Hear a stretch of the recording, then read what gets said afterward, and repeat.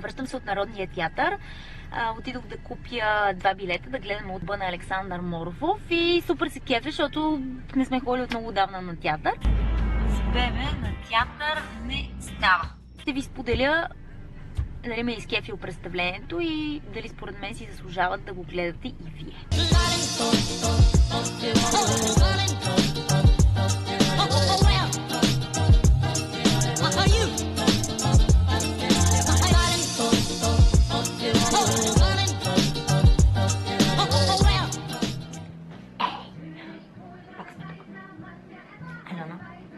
Алона Балона гледа Baby TV. Събуди се около 3 през нощта. Плюска. Да, мамо, плюска много. И сега си яде ръцете. И събуди се в 7 часа, не спа и в 8:10 вече държеше да бъде свалена долу и да прави някакви работи. Нали, мамо, не. Май, така че не се наспа.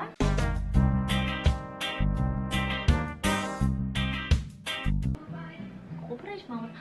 Лали! А ти ми скубиш, мамо.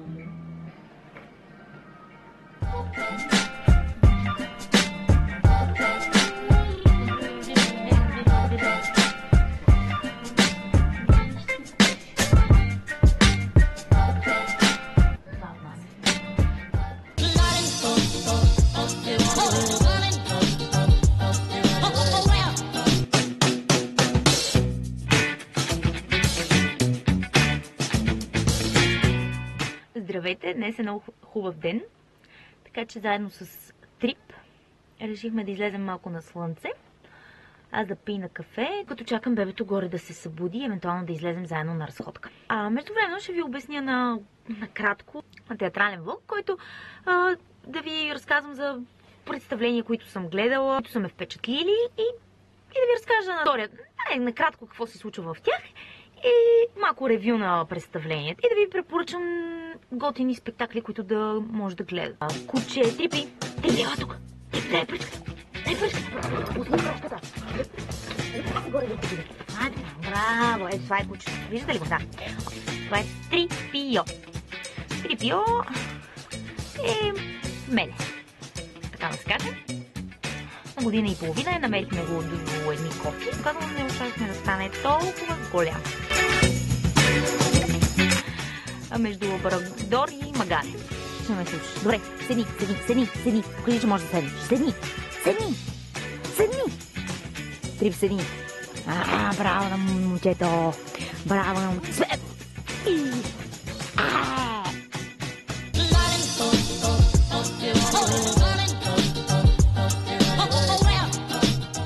Да ви кажа 2 думи за спектакъла. Гледахме На ръба, който е награден с Скер за най-добър спектакъл за 2015. Не, глупости за 2015, с 2016. Определено готин спектакъл. Готина сценография, готина режисура, готина идея. Да, мамо. Ти не си го гледала, коте. Не, ти не го гледа, котенце. С бебе на театър не става. Защото ако очаквате, че това е някакъв спектакъл, такова словесно излияние, определено това не е На ръба, нито е някакво представление с установено начало, среда и край. История за българската действителност. Пада ми батерията. Фак. Мамка му стана. Както виждате, или не знам дали виждате, мама не може да мисли и да говори, и да държи камерата, и да носи бебе. Очевидно е. Няма да кажем недъзи на българското общество, като озлобяване, ускотяване. Да, мамо. И всичко това е по един много готин начин представено. Но ми подейства по-скоро положително. Зрителите в залата плачеха, други се заливаха между другото от смях. Имаше много забавни сцени. Един от актьорите, които се откроява в Деян Донков, прави наистина готина роля. И общо всяко негово появяване така приковава вниманието на публиката и често казвам, поне 2-3 пъти си спомням, че публиката му ръкопляска по време на спектакъла. Наистина много въздействаща роля. Сценографията е много наистина впечатляваща. Как хората са затворени в едни кутийки, панелени, тотално са се озверили, са се затворили в себе си и не са заедно, не правят нищо заедно. Всеки си се опитва да преживява по някакъв начин. И сценографията е такава. Декор, който наподобява панелен блок. Всъщност аз не мисля да ви разказвам спектакъла. Първо, защото не мога. Второ, защото не искам. Темата, която ме вълнува мен в този спектакъл, това е за хората, които си заминават, си отиват и от тази държава.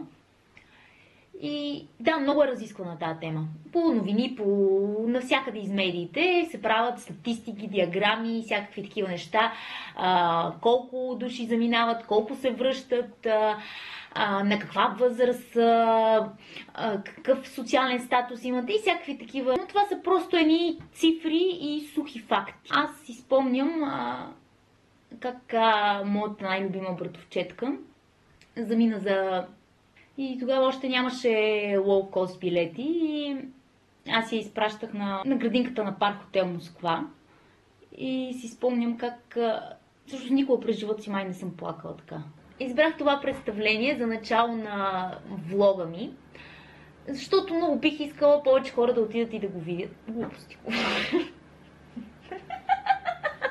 Избрах, защото много искам да отидат повече хора. Каква за тъпотия? Ма не е така, как може да кажа? Аз избрах това, за да отидат повече хора. Ако бях избрала друго, нямаше да отидат толкова много хора. Що за глупост? На ръба наистина е много готино представление, така че ви го препоръчвам с две ръце да отидете да го гледате. Ако го направите, какво ви е харесало, какво не ви е харесало, разсмяло ли ви е, натъжило ли ви е, накарало ли ви е да си мислите за някакви неща. Въобще, какво сте почувствали на този спектакъл? Аз много ми е притеснено и май не се получи така както исках, цялото ревю на този спектакъл. Но се надявам, че ще ви хареса и ще се опитам следващия път да съм малко по-отпусната и малко по-свежо да го дава. Много трудно се оказа да снимаш влог.